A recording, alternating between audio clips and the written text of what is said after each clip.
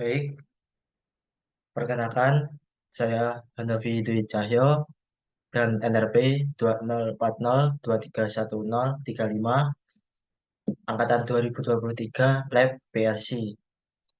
Di sini saya akan mengkorelasikan mata kuliah yang saya dapat pada semester 2 dengan proyek pada dasar otomasi industri 2. Untuk proyek yang ada yaitu yang pertama ada power supply, rangkaian driver motor, rangkaian virtual spectrum analyzer, dan rangkaian sinyal kondisional atau zero span.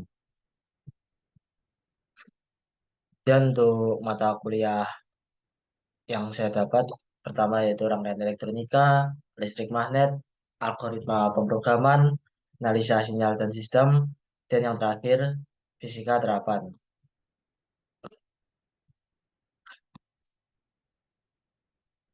Itu yang pertama yaitu mata kuliah rangkaian elektronika. Dalam mata kuliah ini terdapat 8 subbab materi atau subbahasan itu dioda, transistor BJT, FET, operational amplifier, rangkaian osilator, voltage regulator, power supply maupun dan DC to DC converter. Dioda. Dioda di sini merupakan komponen yang digunakan untuk menyearahkan arus dan memblokir arus balik. Jadi ketika arus melewati dioda ini hanya bisa melewati satu arah dari anoda menuju katoda. Dioda terbuat dari bahan semikonduktor yang didoping oleh bahan tipe P dan tipe N dengan fosfor sebagai doping tipe N dan boron sebagai doping tipe P. Dioda memiliki breakdown voltage untuk breakdown voltage ini merupakan tegangan minimal yang bisa tegangan arus minimal yang bisa melewati pada dioda untuk bahan silikon sebesar senilai 0,7 volt dan germanium senilai 0,3 volt. Pada dioda memiliki dua kondisi yaitu forward bias dan reverse bias. Berikut struktur dioda. Ini merupakan bentuk dari dioda. Dioda memiliki dua kutub, yakni anoda dan katoda. Dan terdapat gelang putih pada kutub katoda. Untuk struktur. Kemudian untuk anoda ini merupakan positif dan katoda merupakan negatif. Di antara anoda dan katoda ini terdapat depletion atau penghalang atau pembatas. Kemudian untuk simbol dari dioda gini untuk yang segitiga kutub anoda dan garis untuk kutub katoda. Kemudian cara kerja dioda. Pertama yaitu forward bias. Forward bias ini yaitu arus dapat melewati dari anoda menuju katoda dengan kaki anoda lebih positif dibandingkan kaki katoda. Sehingga elektron mengalir dari kaki katoda menuju anoda. Elektron ini mendorong elektron yang ada di bagian N berpindah ke bagian P, sehingga area depresi ini mengecil dan arus dapat mengalir dari anoda menuju katoda. Dan untuk reverse bias ini sebalikannya, arus tidak dapat mengalir dari katoda menuju anoda. Karena kan kaki katoda lebih positif atau terhubung dengan polaritas positif dan kaki anoda terhubung pada polaritas negatif. Sehingga elektron mengalir dari anoda ke katoda. Nah, elektron dan hole ini tertarik oleh sumber tegangan positif ini, sehingga area depresi melebar dan arus terblokir dari katoda menuju anoda. Dan untuk bahasan dioda berkorelasi pada power supply dan motor driver. Untuk power supply sendiri yang pertama yaitu dioda dirangkai menjadi rangkaian dioda rectifier. Ini salah ya. Harusnya dioda rectifier yang digunakan untuk memotong setengah siklus sinyal sinusoidal yang keluar dari transformator sehingga output yang keluar dari rangkaian diode rectifier ini merupakan sinyal AC, tetapi gelombang tidak melebihi batas 0 volt. Ini merupakan pengetesan keluaran setelah diode rectifier. Di sini diode ini sebagai penyearah arus sehingga arus tidak dapat eh, masih bolak-balik, tetapi sinyal tidak melebihi batas 0 volt.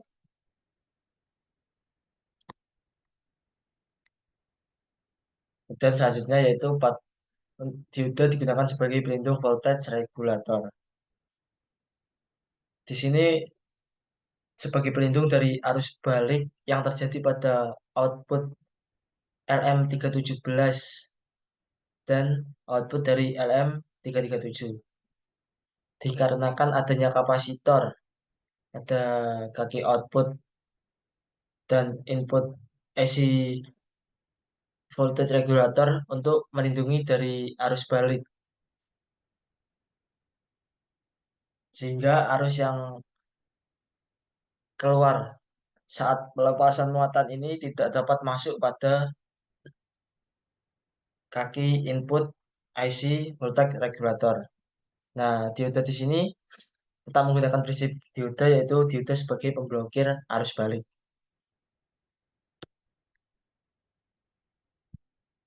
Kemudian diode pada motor driver ini digunakan untuk pengontrolan pengisian dan pengosongan kapasitor yang akan berpengaruh pada lebar pulsa pada sinyal BWM. Maksud di sini yaitu berpengaruh pada lebar pulsa yang keluar dari NE55. Sinyal gambar sinyal PWM ini dapat dirubah menggunakan potensio. Potensio di sini digunakan untuk mengatur proses charge dan discharge pada kapasitor sehingga berpengaruh pada lebar pulsa. Untuk dioda yang digunakan pada rangkaian motor driver ini menggunakan dioda jenis Zener sebanyak 2 buah yang dihubungkan pada potensiometer. Ini merupakan keluaran dari motor driver menggunakan resistansi terkecil potensiometer dan ini menggunakan resistansi ketika potensio dimaksimalin ini merupakan output dari NE55. Kemudian transistor BJT. Nah, transistor BJT ini merupakan komponen yang digunakan sebagai saklar dan juga penguat. Pada transistor BJT ini terdiri dari 3 kaki yaitu basis, kolektor, dan emitter. Transistor ini merupakan gabungan dari 2 dioda, yaitu tipe tipe tipe P dan tipe N. Terdapat 2 jenis transistor, yaitu tipe PNP dan NPN. Tipe NPN ini akan aktif apabila diberi logika 1 dan tipe PNP akan aktif apabila diberi logika 0. Aktif di sini dimaksudkan yaitu transistor dapat terhubung atau normally close. Kemudian FET atau field effect transistor.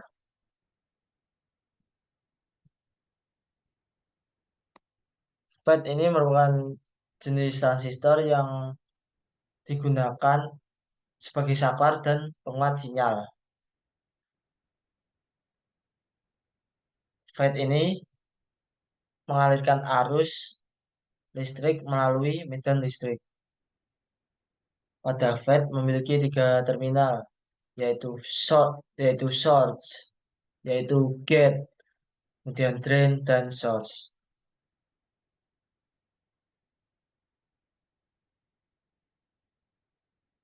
Aliran arus dari source ke drain ini dikontrol oleh tegangan pada kaki gate, sehingga polaritas pada gate ini mempengaruhi aliran arus.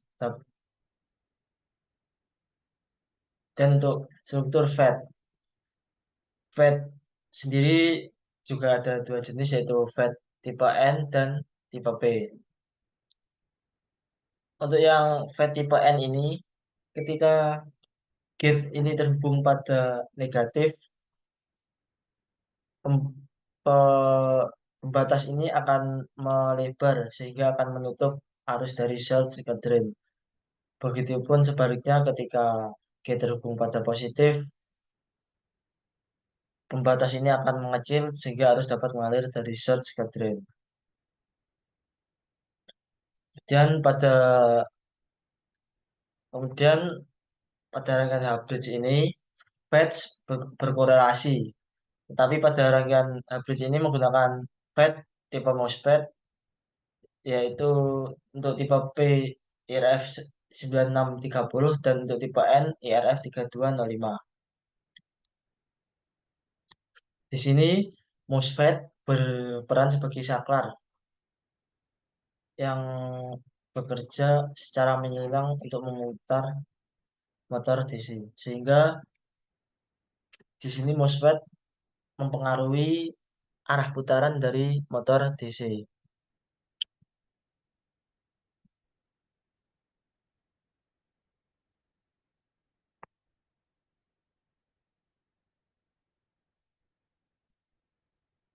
Ketika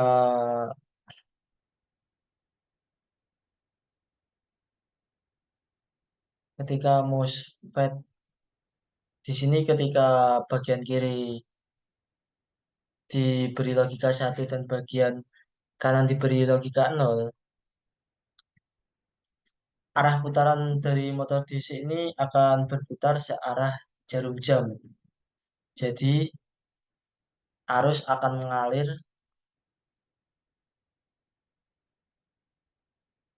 jadi arus akan mengalir dari VCC melewati IRF. Di sini IRF 9630 digantikan di sini IRF di sini MOSFET tipe P menggunakan 5210. Nah, MOSFET tipe P ini akan aktif ketika diberi logika satu sehingga akan terhubung kemudian arus melewati tor DC dan berputar. Nah, untuk MOSFET tipe N ini akan aktif jika diberi logika nol. Nah, sesuai sehingga terhubung dan arus akan sampai ke ground. Sehingga di sini ketika beri logika satu, arah putaran motor DC searah jarum jam. Begitupun sebaliknya, ketika yang kanan satu, yang kiri nol, arah putaran motor DC akan berbalik akan berlawanan arah dari jam-jam. Kemudian yaitu sinyal opera yaitu operasional amplifier. Opera, Operasional amplifier atau op-amp ini merupakan rangkaian atau komponen untuk memperkuat sinyal. Dapat disesuaikan dengan mengatur resistor eksternal.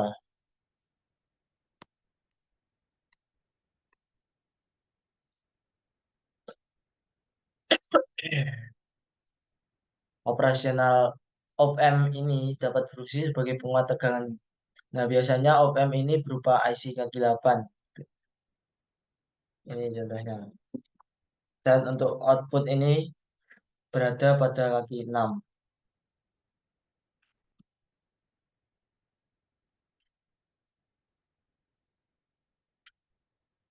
Cara kerja dari op-amp ini yaitu op-amp terbagi menjadi dua yaitu op-amp inverting dan op-amp non-inverting. Rangkaian op-amp inverting ini be- menggunakan rumus V out sama dengan min RF per R in dikali V in. Untuk rangkaian op-amp non-inverting, V out sama dengan 1 plus RF dibagi R in dikali V in. Untuk mengatur besar atau kecilnya tegangan ini tergantung dari hambatan RF atau Rin. Misal membesar untuk membesarkan tegangan dua kali lipatnya dari Vin sehingga RF ini sehingga resistansi RF ini dua kali lipat lebih besar juga daripada Rin sehingga output Vout lebih besar dua kali. Untuk korelasinya yaitu pada rangkaian sinyal kondisional atau zero span yang digunakan untuk mengkonversi tegangan baik meningkatkan tegangan dan menurunkan tegangan. Tegangan akan dimanipulasi. Nah, korelasinya pada ini yaitu pada rangkaian zero span V2V. Tegangan dengan input 2 sampai 3 volt ini akan akan diperbesar sampai 0 akan diperbesar dengan output 0 sampai 5 volt. Kemudian ini juga berkorelasi pada I2V pada V2I maupun I2V. Tegangan akan dimanipulasi dengan hukum Ohm untuk mengkonversi tegangan menjadi arus dan arus menjadi tegangan. Kemudian yaitu rangkaian osilator. Rangkaian osilator ini adalah rangkaian yang dapat menghasilkan sinyal sinyal osilasi, di mana sinyal osilasi ini dapat berupa sinyal sinusoidal, sinyal kotak, maupun sinyal segitiga. Rangkaian osilasi ini akan menghasilkan sinyal dengan bentuk tetap dan berulang pada frekuensi yang tetap. Untuk korelasinya yaitu pada rangkaian IC NE55 yang merupakan IC timer ini menghasilkan sinyal PWM. Nah, sinyal PWM-nya adalah sinyal yang dapat dimanipulasi lebar pulsanya.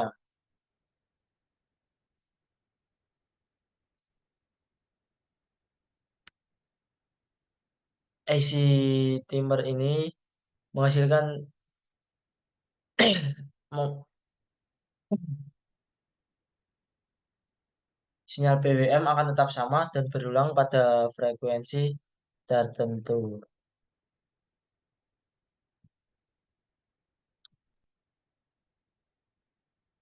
Dan voltage regulator.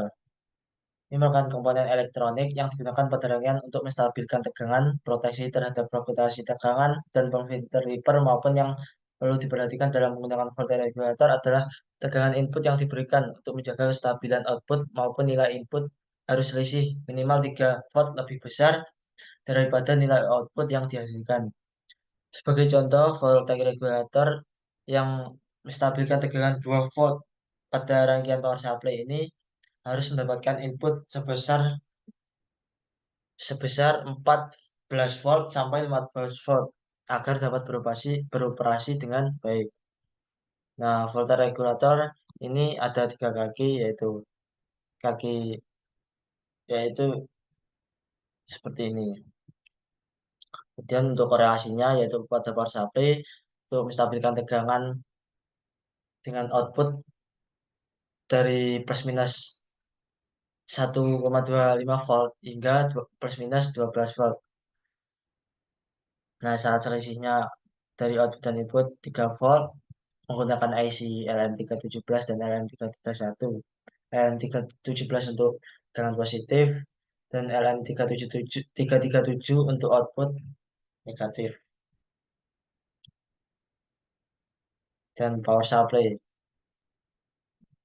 Materi ini merupakan power supply merupakan perangkat yang digunakan untuk menyuplai daya listrik ke komponen lain atau rangkaian lain. Terdapat 4 komponen utama pada power supply yaitu transformator, diode rectifier, dan pump filter menggunakan kapasitor dan voltage regulator. Power supply ada beberapa jenis yaitu fixed power supply dan adjustable power supply. Di sini berkorelasi pada power supply simetris dengan tegangan AC 220 volt dirubah menjadi tegangan DC sesuai kebutuhan.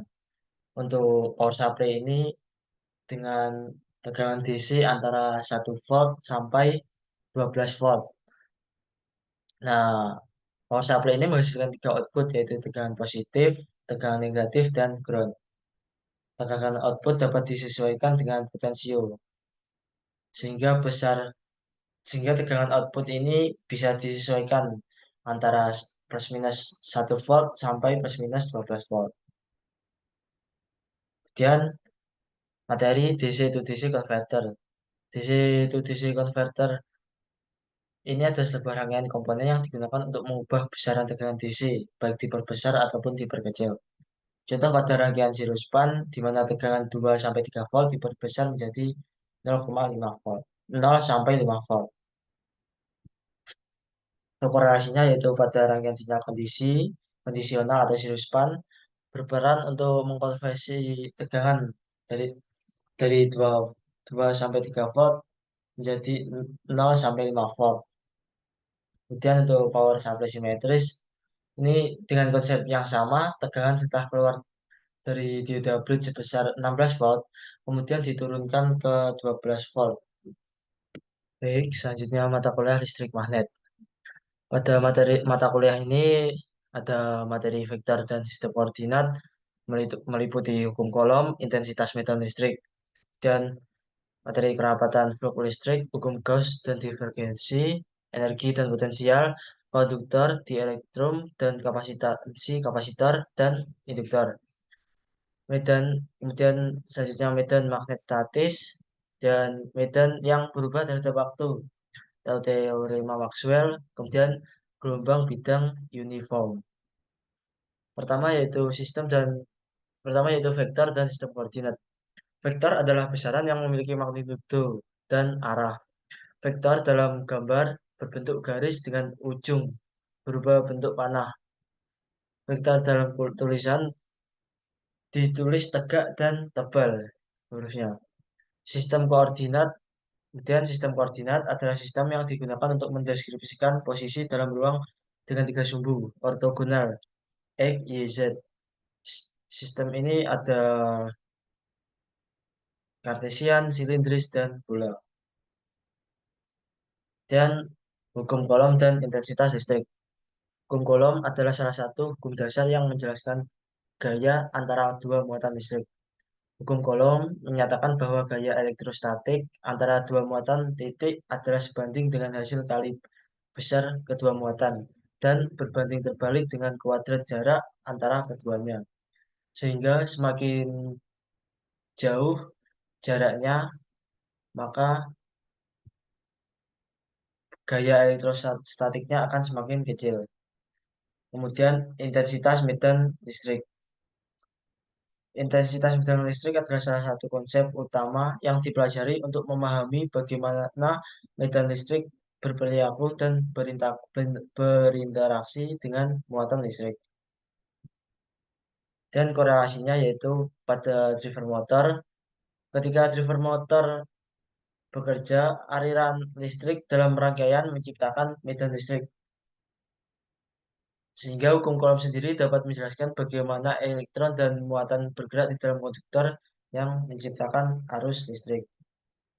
Kemudian korelasi yang kedua yaitu hukum Coulomb ini juga diterapkan pada kapasitor. Muatan listrik atau Q terakumulasi pada plat-platnya. Plat 1 menerima positif dan plat satunya negatif. Hubungan antara muatan, tegangan, dan kapasitansi ini dinyatakan sebagai Q sama dengan C kali V. C di sini sebagai kolom dan V sebagai tegangan. Nah, hukum kolom di sini menjelaskan bagaimana muatan tersimpan pada plat-plat kapasitor yang menghasilkan gaya elektrostatik yang mempengaruhi kapasitas penyimpanan. Dan selanjutnya materi kerapatan flux listrik, hukum Gauss, dan divergensi. Kerapatan flux listrik adalah konsep yang menggambarkan jumlah flux listrik yang melewati satu satuan area pada bidang tegak lurus terhadap arah medan listrik. Dan hukum Gauss adalah salah satu dari 4 persamaan Maxwell yang merupakan dasar dari elektromagnetisme klasik. Hukum ini menghubungkan medan listrik di sekitar muatan listrik dengan jumlah total muatan listrik yang ada di dalam permukaan. Dan divergensi ini adalah operator vektor yang menggambarkan sejauh mana vektor medan listrik menyebar keluar atau masuk dari suatu titik. Nah, dalam konteks medan listrik ini, divergensi dari medan listrik di suatu titik memberikan kerapatan muatan di titik tersebut. Dan konduktor adalah bahan yang memiliki elektron bebas yang dapat bergerak di dalamnya atau atau bahan konduktor yaitu bahan yang memungkinkan arus listrik mengalir dengan baik. Kemudian di elektron yaitu bahan isolator yang tidak memiliki elektron bebas sehingga arus listrik tidak dapat mengalir mengalinya. Namun di elektrikum dapat dipolarisasi di bawah pengaruh medan listrik dan kapasitansi kapasitor. Ini secara khusus dirancang untuk memiliki kapasitansi. Nah, kapasitansi ini adalah ukuran kemampuan dari kapasitor untuk menyimpan muatan listrik per satuan tegangan. Kemudian kapasitansi induktor. Di sini induktor memiliki kapasitansi yang dikenal sebagai kapasitansi parasit atau kapasitansi antar lilitan. Ini adalah kapasitansi yang terjadi karena jarak yang sangat dekat antara lilitan kawat dan kumparan induktor, sehingga menciptakan medan listrik kecil di antara mereka.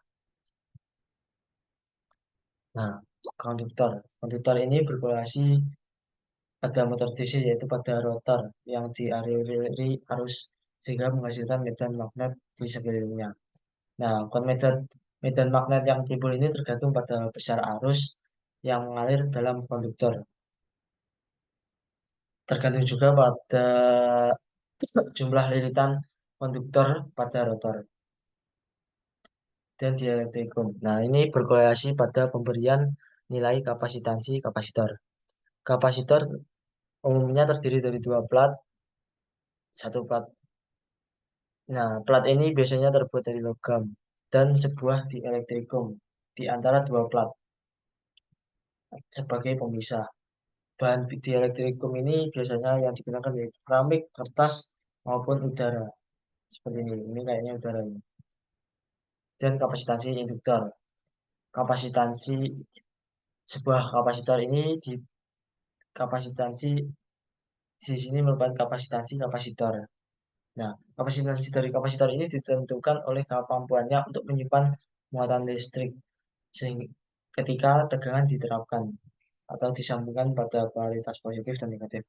Nah, kapasitansi ini didefinisikan sebagai C atau kolom sama dengan Q. C ini sebagai kapasitansi, kemudian Q ini sebagai muatan atau kolom, dan V sebagai tegangan.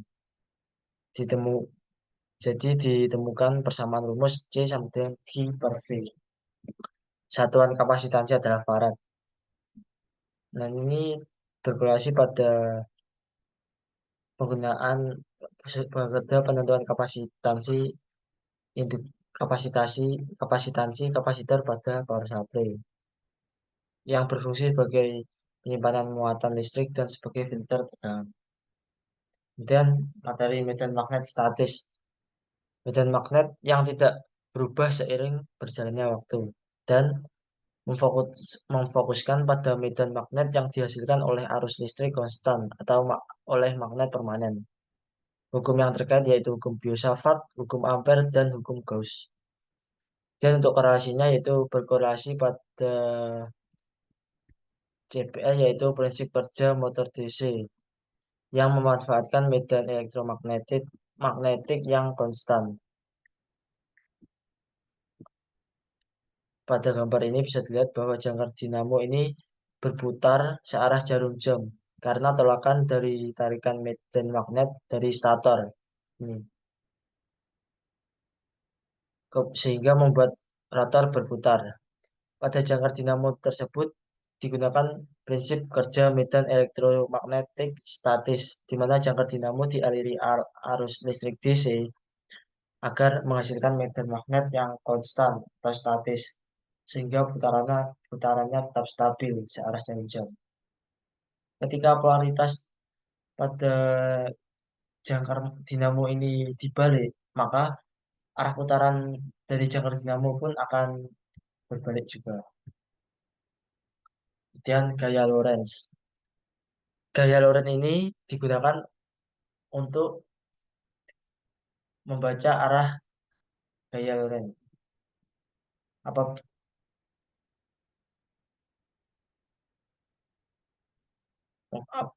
ini merupakan menggunakan kaidah tangan kanan.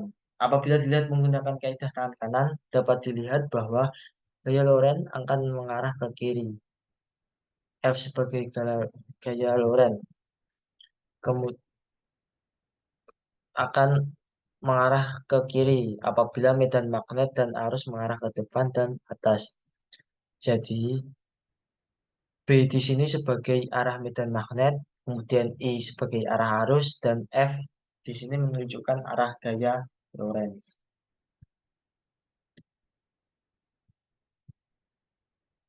Kemudian teorema Maxwell. Medan yang berubah terhadap waktu atau teorema Maxwell. Korelasi antara magnet yang berubah terhadap waktu ini dapat dilihat pada transformator yang melalui penerapan hukum-hukum Maxwell, khususnya hukum induksi Faraday dan hukum Maxwell. Cara kerja dari transformator ini menggunakan dua prinsip hukum induksi itu dalam menyalurkan daya, di mana apabila kumparan primer dihubungkan dengan sumber tegangan AC, maka akan mengalir arus dalam kumparan, sehingga menimbulkan flux magnetik dalam inti besi. Nah, sebuah formator ini terdiri dari dua lilitan, yaitu lilitan primer dan sekunder. Ini dililitkan pada inti besi. Kemudian inti besi ini terdiri dari gabungan sebuah plat-plat besi tipis. Ketika lilitan atau kumparan primer dialiri arus AC, maka akan menyebabkan medan magnet dan flux magnetik di sekitarnya. Ini kekuatan medan magnet ini tergantung dari arus yang disambungkan pada lilitan primer. Semakin besar arus listrik, maka semakin besar pula medan magnet yang muncul. Fluktuasi medan magnet ini yang terjadi pada lilitan primer ini akan menginduksi GGL atau gaya gerak listrik dalam kumparan kedua, dan akan terjadi perlimpahan daya dari lilitan primer ke lilitan sekunder, sehingga terjadi pengubahan taraf tegangan listrik baik dari tegangan rendah menjadi tegangan tinggi maupun sebaliknya. Baik, selanjutnya yaitu mata kuliah sinyal dan sistem. Pada mata kuliah ini terdapat subbahasan, yaitu yang pertama pendahuluan sinyal dan sistem, kemudian sinyal dan sistem LTI, dan ada trade Fourier, transformasi Fourier, transformasi Laplace, transformasi discrete Fourier, kemudian transformasi Z. Dan untuk pertama itu pendahuluan sinyal dan sistem. Ada sinyal. Sinyal adalah suatu fungsi yang menyampaikan informasi baik dalam waktu kontinu maupun diskrit. Dan ada sistem, merupakan proses sinyal untuk melakukan atau menghasilkan keluaran. Pada suatu sistem ini terdapat tiga tahapan, yaitu ada input, proses, dan output. Di sini berkorelasi pada konsep proyek JPL, yaitu yang diberikan pada proyek power supply.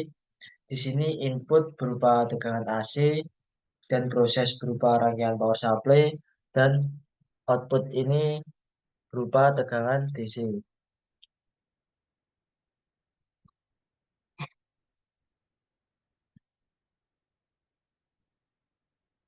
Di sini input input power supply ini mengubah tegangan AC 220 ke tegangan DC 0 sampai 12 volt.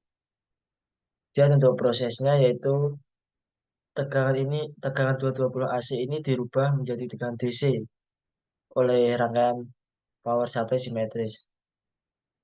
Dan pada output ini tegangan AC 220 ini dirubah menjadi tegangan 0 sampai 12 volt yang siap digunakan pada proyek JPL yang lainnya. Dan ada sinyal continue dan discrete.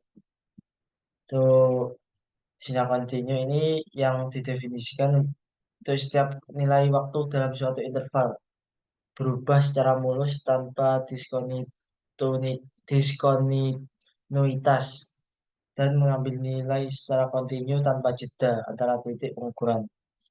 Jadi sinyal kontinu ini sinyalnya lurus, tidak ada patahan. Untuk sinyal diskret ini sinyal yang didefinisikan hanya pada titik-titik waktu yang terpisah atau diskret. Nah, contoh dari sinyal diskret itu seperti ini, ada patahannya untuk bentuk sinyal diskret. Untuk korelasinya yaitu berkorelasi pada proyek diverter di mana IC NE55 menghasilkan sinyal PWM. Nah, sinyal sinyal PWM ini merupakan sinyal diskret. Bisa dilihat bahwa bentuk sinyalnya ini bentuk sinyal kotak atau ada sinyal patahan. Dan sinyal di sini digunakan untuk mengatur kecepatan dari motor DC dengan mengatur duty cycle pada sinyal PWM menggunakan potentiometer. Jadi semakin lebar duty cycle-nya ini semakin cepat motor DC-nya berputar. Kemudian singkatnya ini PWM merupakan pulse width modulation, yaitu sinyal yang dapat dimanipulasi lebar pulsanya dalam duty cycle-nya. Dan ada deret Fourier. Ini adalah suatu deret yang mengandung suku-suku sinus dan kosinus yang digunakan untuk menggambarkan fungsi-fungsi periodik. Nah, salah satu dari permasalahan yang memerlukan deret Fourier adalah solusi dari persamaan gelombang. Ini deret Fourier digunakan pada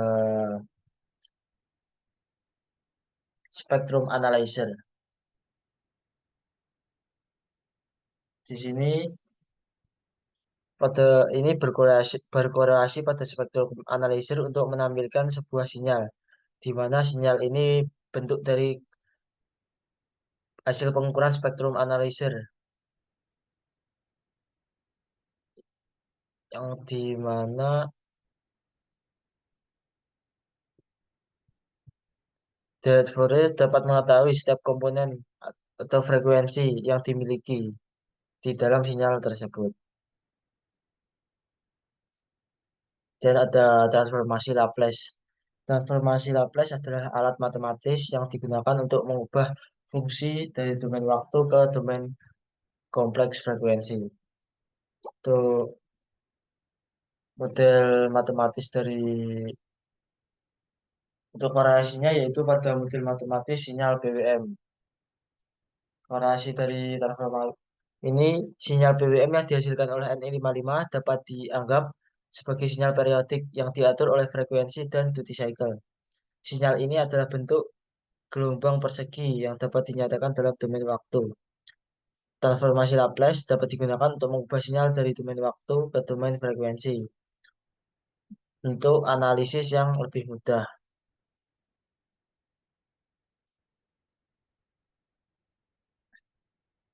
Selanjutnya yaitu pada mata kuliah algoritma dan pemrograman. Berikut ini merupakan pokok bahasan dari mata kuliah algoritma dan pemrograman. Dan materi yang pertama yaitu algoritma dan pemrograman. Algoritma adalah gambaran langkah-langkah dari penyelesaian suatu masalah. Kemudian untuk flowchart adalah bagan-bagan yang mempunyai arus yang menggambarkan langkah-langkah penyelesaian suatu masalah. Ini merupakan contoh dari penerapan algoritma dan flowchart. Dan untuk oval sebagai tanda mulai, dia jejar genjang ini menyatakan proses. menyatakan input, kemudian untuk bentuk kotak ini menyatakan proses. Di sini jejer ginjang juga dinyatakan sebagai output. Dan materi struktur dari bahasa C.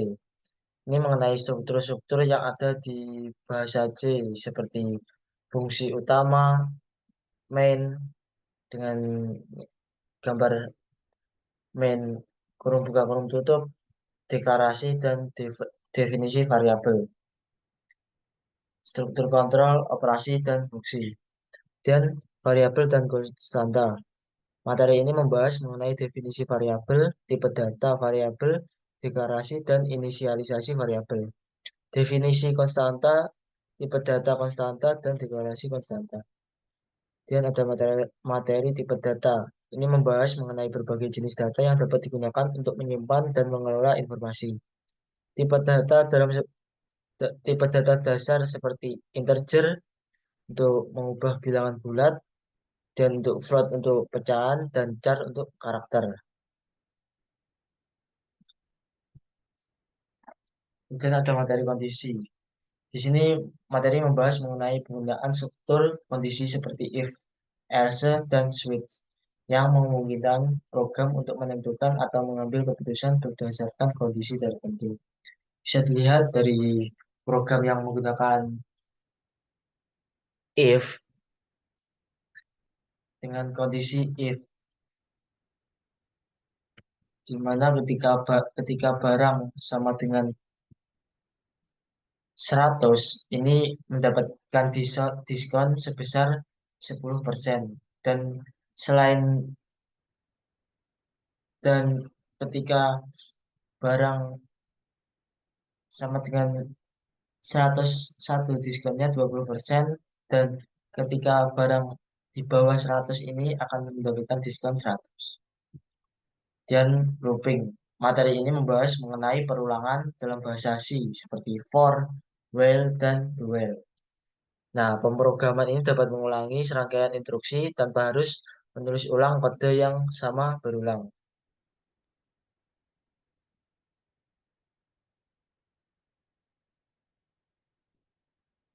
Selanjutnya materi array dan string. Membahas mengenai array yaitu struktur data yang menyimpan elemen-elemen dengan tipe data yang sama, dan string yaitu kumpulan karakter yang membentuk teks atau data. Nah, dalam pemrogramannya digunakan karena kemampuan untuk menyimpan dan memanipulasi data dalam bentuk terstruktur. Di sini seperti program ini, dalam pengisian elemen ini menggunakan array. Selanjutnya yaitu fungsi. Ini merupakan blok kode yang melakukan tugas spesifik dan dapat dipanggil dari bagian lain program untuk menjalankan tugas tersebut. Elemen utama dari bahasa C ini berupa fungsi-fungsi dari kumpulan fungsi pustaka atau standar, dan fungsi yang dibuat sendiri oleh pemrogram. Dapat dilihat di sini merupakan contoh program dari fungsi. Di sini menggunakan void info program. Jadi ada fungsi void. Selanjutnya yaitu materi pointer. Pointer adalah variabel yang khusus digunakan untuk menampung address.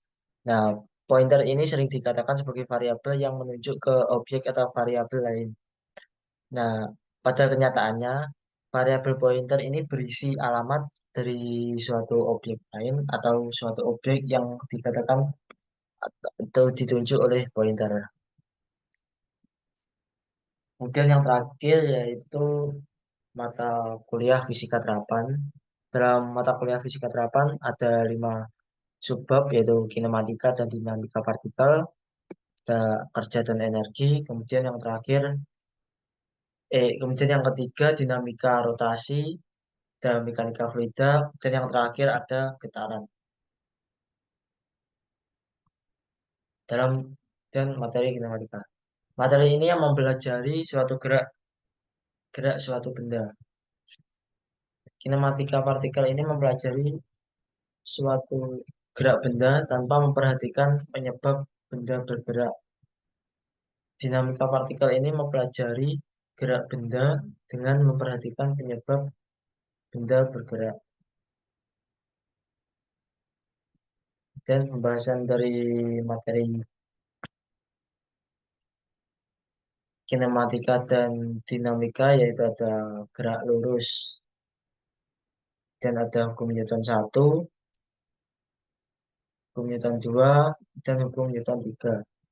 Ada kesetimbangan gaya dan penerapan dari hukum Newton 1, 2, dan 3. Untuk hukum Newton 1 ini dikatakan bahwa gaya sigma F sama dengan nol. Berarti bahwa ketika tidak ada gaya maka akan tetap nol. Kemudian ada hukum Newton 2 yaitu sigma F sama dengan M kali A. Dan untuk hukum Newton 3 yaitu F aksi sama dengan F reaksi. Dan ada materi dinamika rotasi.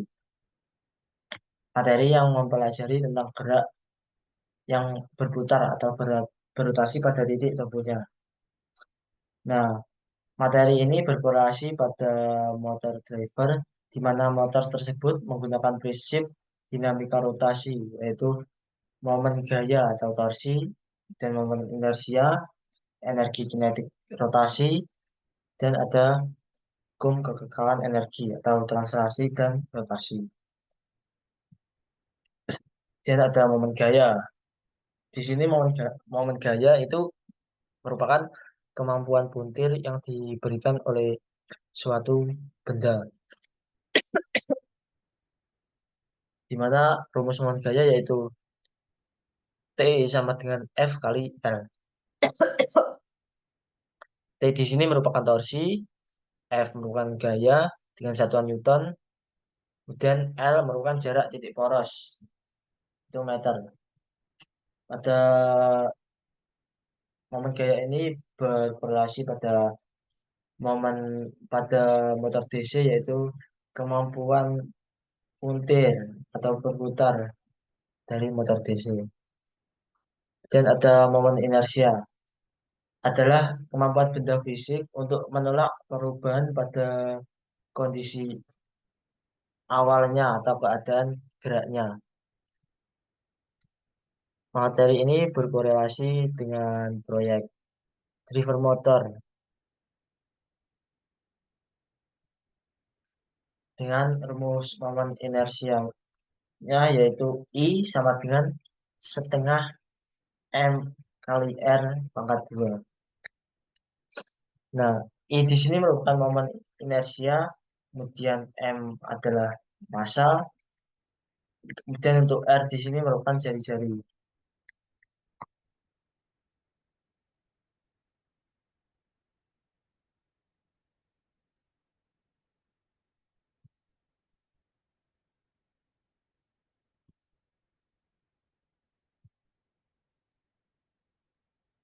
Nah, korelasinya yaitu berkorelasi pada driver motor. Korelasi dari momen inersia itu ketika motor DC saat dinyalakan tidak langsung berputar, namun akan ada gaya yang menahan kondisi awalnya, yaitu kondisi diam. Sehingga motor DC akan secara perlahan menaikkan kecepatan putarannya. Jadi, kecepatan motor DC ini tidak secara tiba-tiba langsung cepat, jadi akan bertahap.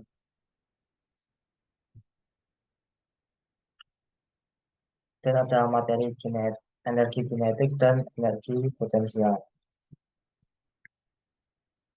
Di sini energi kinetik adalah energi yang dimiliki oleh suatu benda karena gerakannya.